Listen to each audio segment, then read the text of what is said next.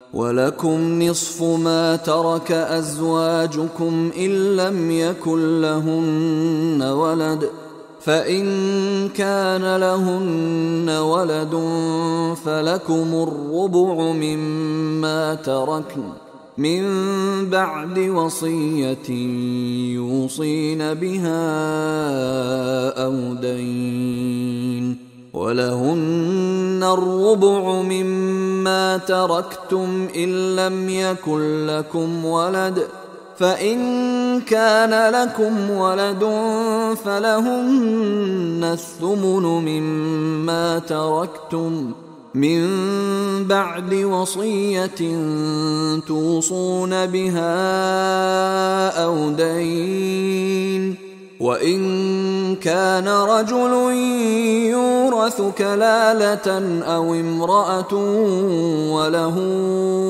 أَخٌ أَوْ أُخْتٌ فَلِكُلِّ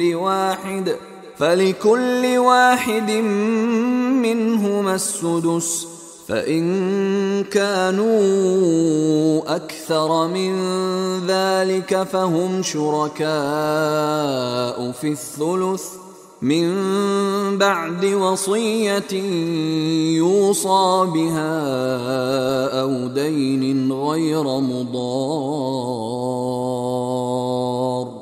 وصية من الله والله عليم حليم وَلَكُمْ نِصْفُ مَا تَرَكَ أَزْوَاجُكُمْ إِن لَّمْ يَكُن لَّهُنَّ وَلَدٌ، اور تمہارا حصہ تمہاری بیویوں کے ترکے میں سے آدھا ہے اگر ان کے کوئی اولاد نہ ہو. بیوی فوت ہو رہی ہے اور اس کے کوئی اولاد نہیں ہے تو جو کچھ چھوڑ رہی ہے اس میں سے نصف جو ہے شوہر کا ہو جائے گا، باقی نصف جو ہے وہ بیوی کے بھائیوں وغیرہ کو جائے گا، یعنی شوہر کا نصف ہو گیا. فَإِن كَانَ لَهُنَّ وَلَدٌ، اور اگر اس کی اولاد ہے فَلَكُمُ الرُّبُعُ مِمَّا تَرَكْنَا، پھر تمہارے لیے چوتھائی حصہ ہوگا اس میں یہ جو اس نے چھوڑا ہے، باقی 3/4 اس کی اولاد میں تقسیم ہو جائے گا.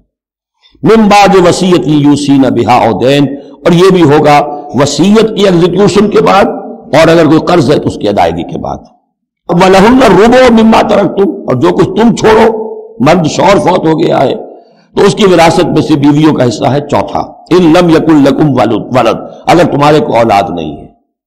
فَإِن كَانَ لَكُمْ وَلَدٌ، اور اگر تمہارے اولاد ہے فَلَهُنَّ الثُّمُنُ مِمَّا تَرَكْتُمْ مِن بَعْدِ وَصِيَّةٍ تُوصُونَ بِهَا أَوْ دَيْنٍ، تو پھر تو ان کے لیے 8واں حصہ ہے. اگر تمہارے لیے اولاد ہے تو تمہاری بیوی کے لیے پھر 8واں حصہ ہے تمہارے ترکے میں سے من بعد وصیت توصون بہا او دین، اس وصیت کو تکمیل کے بعد جو تم نے کی ہو یا قرض جو تمہارے ذمے ہو ادا کرنے کے بعد.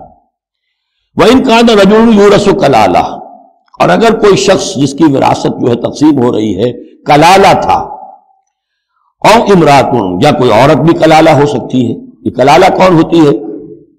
جس کے نہ تو والدین ہو نہ اولاد ہو، میت ہے، فوت شدہ مرد ہے یا عورت ہے، تو جو نہ تو ہے اوپر والدین میں سے کوئی اور نہ کوئی اولاد میں سے، وہ اس کو کلالہ کہتے ہیں. بہن بھائی ہیں. اب بہن بھائیوں میں جو تقسیم ہوگی وہ ایک تقسیم تو وہی ہے کہ جو حقیقی اور عینی اور اللاتی بہن بھائیوں میں ہوتی ہے، وہ تو ہے اسی طرح جیسے کہ اولاد کی ہے. لیکن یہاں خاص حکم دیا جا رہا ہے. عربوں میں اصل میں 3 قسم کے بہن بھائی ہوتے تھے. ایک عینی وہ ہے باپ بھی وہی ہے، مشترک ماں بھی وہی ہے، جنہیں ہم حقیقی کہتے ہیں. ہمارے ہاں حقیقی بھائی حقیقی بہن یعنی والدین دونوں مشترک ہیں.